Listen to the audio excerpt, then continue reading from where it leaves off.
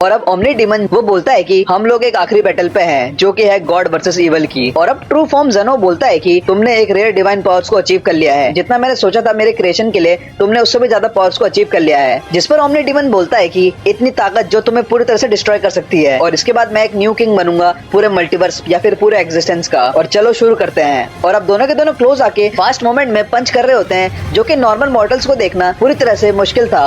और इनके पंचेस के क्लैश पूरी तरह से जोरदार ब्लास्ट हो रहे होते हैं, और उसके इम्पैक्ट से पूरी तरह से शॉकवेव हर तरफ आ रहे होते हैं। और अब दोनों क्लोज आते आते अपने पंचेस को क्लैश कर रहे होते हैं, जो कि एक बहुत बैडएस मोमेंट था। और अब दोनों के दोनों एक प्योर गॉड वर्सेस इवल की फाइट में फाइट कर रहे होते हैं। और अब दोनों के दोनों बहुत ज्यादा पावर में डिस्ट्रक्टिव फाइट्स कर रहे होते हैं, क्योंकि दोनों की अटैक्स बिल्कुल ही इक्वल इम्पैक्ट हो रही होती है। और अब ट्रू ओमनी जेनो बोलता है कि ना समझ, तुम्हें लगता है तुम यूनिवर्स के क्रिएटर को हरा सकते हो, और अब ये यहीं पे खत्म होगा। जिस पर ओमनी डीमन बोलता है कि तुम्हारी फाइटिंग टेक्निक पावरफुल तो है, पर मुझे लगा था गॉड ऑफ एवरीथिंग की पावर और ज्यादा पावरफुल होगी। जिस पर ओमनी जेनो बोलता है कि इतने घमंडी को पनिश करना जरूरी है। और फिर तुरंत से इवल डीमन पर अटैक चार्ज करता है, जिस पर तुरंत से डीमन भी उस पर बीम अटैक करता है, पर ओमनी जेनो उसको डॉज कर लेता है। पर तुरंत से ओमनी डीमन उस पर एक जोरदार पंच अटैक करता है, जिसकी वजह से वहाँ पे एक जोरदार ब्लास्ट होता है। और उस ब्लास्ट के इम्पैक्ट से सारे के सारे फाइटर्स दूर जाके गिरते हैं। और अब डीमन भी जोरदार एल्बो अटैक मारता है, पर तुरंत से ट्रू जेनो पावर बॉल्स मारता है, जिससे फिर से एक जोरदार ब्लास्ट हो रहा होता है। जिस पर वेजिटा बोलता है कि ये लोग की पावर्स इतनी ज्यादा बढ़ गई है कि इनके छोटे मोटे अटैक से ही बहुत सारे प्लैनेट्स फट सकते हैं। और अब दोनों के दोनों बहुत फास्ट मूवमेंट में फाइट कर रहे होते हैं, जिन्हें कि हमारे फाइटर्स सेंस नहीं कर पा रहे होते हैं। और अब दोबारा से ओमनी जेनो